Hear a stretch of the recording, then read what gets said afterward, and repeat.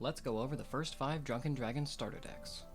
Starting off, we have Beer Dragons, and their hero, Julius the Beer Bard. This deck is all about Dragon and Keg synergy. Julius's hero power passively ensures that you'll always start the game with Keg of the Ancient Beer, which is a powerful continuous spell that allows you to dig through your deck for dragons. Cards like Tipsy, Guardian, and Sloshed Beer Dragon help you dominate the early game, with Beer Squire and Hopticus there to lend your dragon some support. Into the late game, Merlot, Crossed Wizard of Woes is a nasty board break, and Final Blackout Raging Keg Dragon will annihilate your opponent's cards, provided you've managed to hang on to that keg. Next, we have Undead, and their hero, Necroid.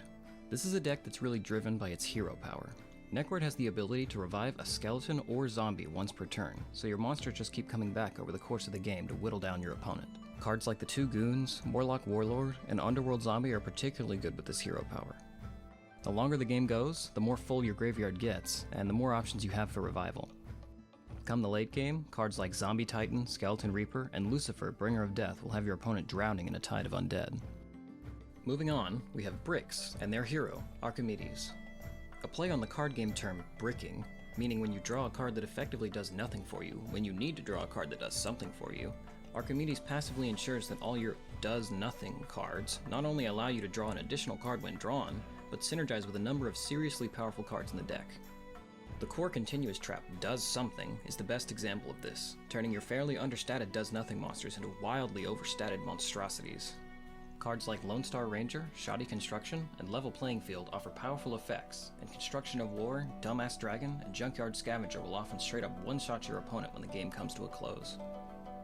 Next up, we have Priest, and Archbishop Dunstan.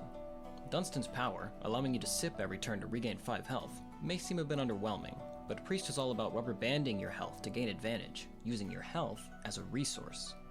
Cards like Burgess, the Crazed Crusader, Crusader's Frenzy, and Pain's Penance offer insane effects that may at first seem suicidal, until you see cards like Dunstan's Devoted, Valiant Vicar, Choir of Dunstan, Grave Guardian, and Saint Braustein the Risen. The strategy is to take risks, chunking yourself low with the powerful but costly damaging effects to gain control of the board, and then stabilizing with the insane healing potential of Priest. Next, we have Pirates, and their dread captain, Bonnie Ann. The Pirates, lovable scallywags all, may seem a little underwhelming at first, but then you look at Bonnie's passive hero power, and it all comes together. When you're Bonnie, any pirate monster's effect that requires a cost isn't paid for with your drink, it's plundered from your opponent's.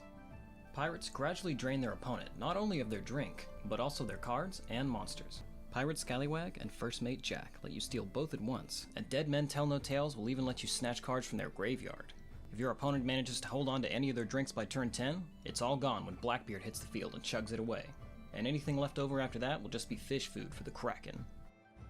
And those are the first 5 starter decks available in Drunken Dragons. Each deck contains a multitude of cards not pictured in this video, and every card in the game can be combined into any combination of deck and hero you can come up with. Thanks for watching, and check out our follow-up video to see the other 5 starter decks: Clowns, Cryptids, Cowboys, Samurai, and Dungeon Master.